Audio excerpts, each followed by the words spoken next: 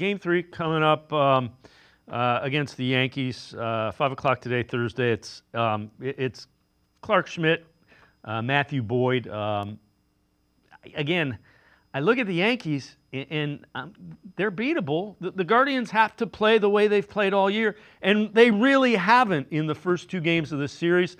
Matthew Boyd, every time he's taken the mound in the playoffs, has given them the ability to win against a really good pitcher. It was Tarek Skubal in the ALDS, and he, again, keep it close and get to that bullpen.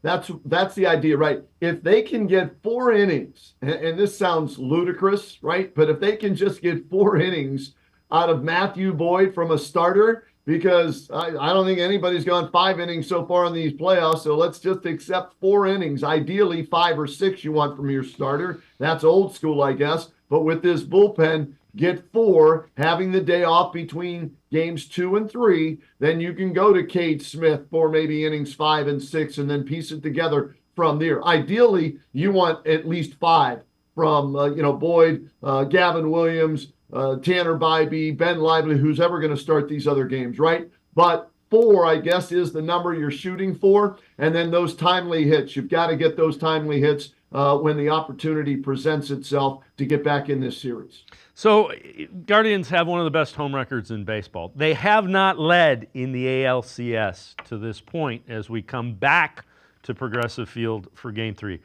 What are some of the keys? What do the Guardians need to do? You get a win, it's 2-1, and all of a sudden you're playing to even the series.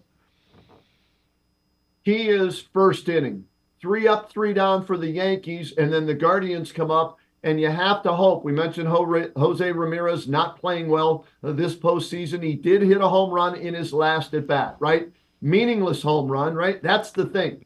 When do you get the hits? Okay, Jose got a hit in the 9th inning. It was 6-2. They lose 6-3. Didn't impact the game. Francisco Lindor, an example, for the Mets. They lose game 1, 9-0 to the Dodgers. He comes up, boom, gets an early, timely hit, puts them in front. And that gives that Mets team the juice and the confidence. Well, that's what the Guardians need in Game 3. They need a 1-2-3, top of the first inning, nothing across. And then the Guardians need to score 1 or 2 in that first inning, hopefully with Jose Ramirez coming up with a timely clutch hit that means something to drive in a run or 2. He's not been good at that in his postseason career, only hitting .230 in all the playoff games he's played. And I think this will be game number 40 for Jose in the playoffs in Game 3. So the other part that, again, I mentioned, first 2 games, Guardians haven't led. Their whole team, the dominant bullpen, is built on the premise, we get the lead, you can't get. They're not doing step 1. Get the lead. That's the key, and that's why it's imperative.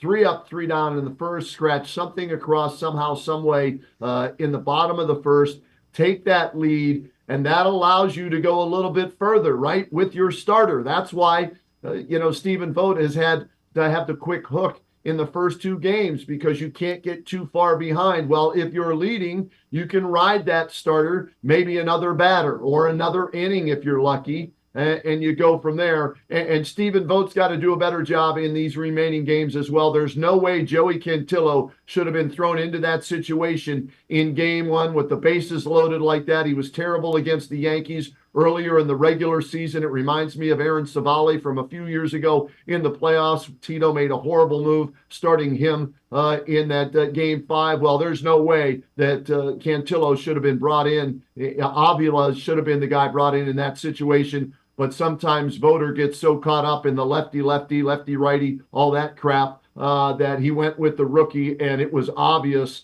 with 2 walks, 4 wild pitches. He wasn't ready for the spotlight there. So Game 1, I put that on Stephen Vogt. Hopefully he's learned from that in his first year as a manager in these playoffs. He's done a nice job, but he didn't do a good job there.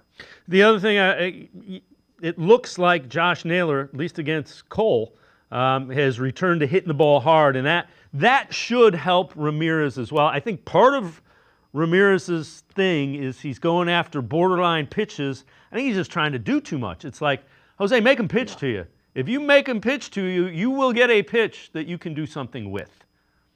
And that's the Yankees approach. I think they led the league in walks, right? They forced pitchers to throw more pitches, and it's okay to be down 0-1 or 1-2. See another pitch, get a feel for the pitcher. And did you see how all of and I don't know if the Guardians do this or not because they didn't show any dugout shots of it with the Guardians, but whenever a Yankees player makes an out, he's going back to the dugout, coming to the guy that's in the on deck circle, telling him, hey, this is what I saw. This is what to look for. So they're so good at making you throw strikes and taking pitches, and they're not afraid to hit in non-hitters counts.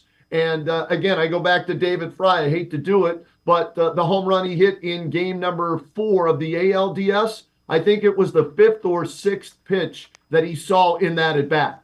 And he comes up, bases loaded, swings at the first pitch. Now, the other people out there are going to say, hey, remember what Lane Thomas did? It was his, that was the first pitch that he hit out on both home runs. Well, he's notorious for that. That's his MO. He feels good about that. It gives him the best chance, I guess. But you've got to know when and when not to swing at that first pitch and put pressure on the opposing pitcher, especially when a guy just walks somebody on 4 pitches and the bases are loaded. Yeah, and again, I think those two guys, Naylor and Thomas, if they can get some semblance of offense going, I think that will set this Guardians offense into motion and good things. So you go games 3, 4, and 5 right in a row, starting today, Thursday, with Game 3 at Progressive Field.